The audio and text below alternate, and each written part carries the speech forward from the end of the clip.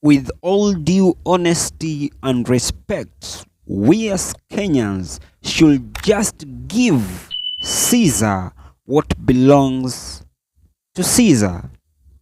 We as Kenyans, we should just stop being hypocrites. Why is it that when President Donald Trump makes very controversial diplomatic statements putting America first, we Kenyans go ahead and shower him with praises, but when President William Samoei Ruto makes the same controversial statements on a global audience, we turn against him to see him as a man who could be weakening our diplomatic ties with our neighbors like Tanzania and Uganda. As a matter of fact, currently, President William Samoei Ruto is on an official visit to China, and I am saying this in relation to the controversial statement he made, going to an extent of downgrading Tanzania and our neighbors Uganda. Immediately after saying that Uganda and Tanzania are among the least developed countries, Kenyans across the political divide quickly turned themselves into professional diplomats and began castigating President William Samoei Ruto's statement. But with that aside, since time immemorial, I know we've had a cold war with our neighbors, but when the president decides to take a swipe about it, Kenyans across the political divide decide to fully disparage him.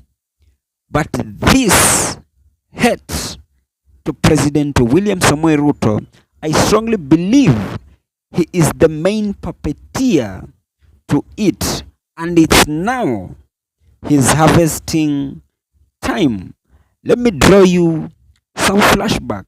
If you remember pretty well, towards the last 2 years to the 2022 general election, President William Samoei Ruto made the whole country hate on his predecessor, the former president Uhuru Muigai Kenyatta, and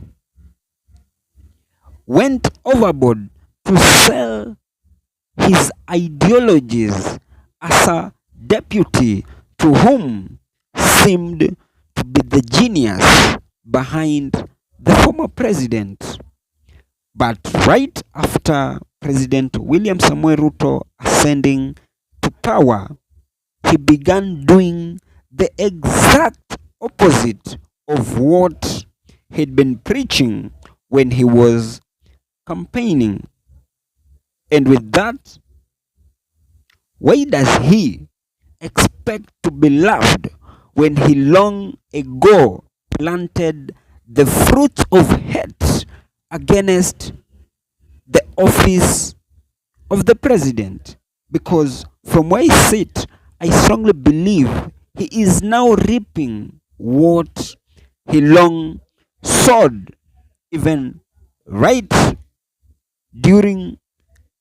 from the time he was deputy all the way to the time that he was campaigning against his former boss. However, I may be right or wrong to make a comparison of President Donald Trump and President William Samoei Ruto. And I'm saying this because the dichotomy between the two heads of states is far much wide. And this is because America is like 100 times greater than Kenya in terms of development, and that doesn't give me the latitude to leverage between what the two leaders say in a geopolitical audience. Because one thing I know for a fact is that what what President Donald Trump may say in a world stage may have no any repercussions to him right after him declaring what he says, no matter how uncouth or undiplomatic it may be. But what President William Samoei Ruto may say on a global audience is likely to come out with a lot of consequences and diplomatic wrangles. How I wish that President William Samoei Ruto, with his recent statement in China downgrading Uganda and Tanzania, I kid you not, it is likely to come up with consequences from our neighboring countries. And it is greatly my wish that he should choose on what to say on a global audience and what he should refrain from saying, because what he says as a national leader is likely to come with a lot of detriments to our motherland, Kenya, hence ruining the diplomatic ties with our neighboring countries. But anyway, who am I to judge him? And as I come to the penultimate part of this episode, that has just been my opinion.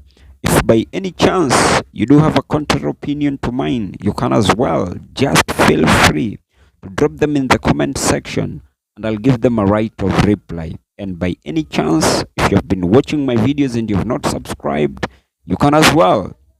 Just consider hitting on the subscribe button.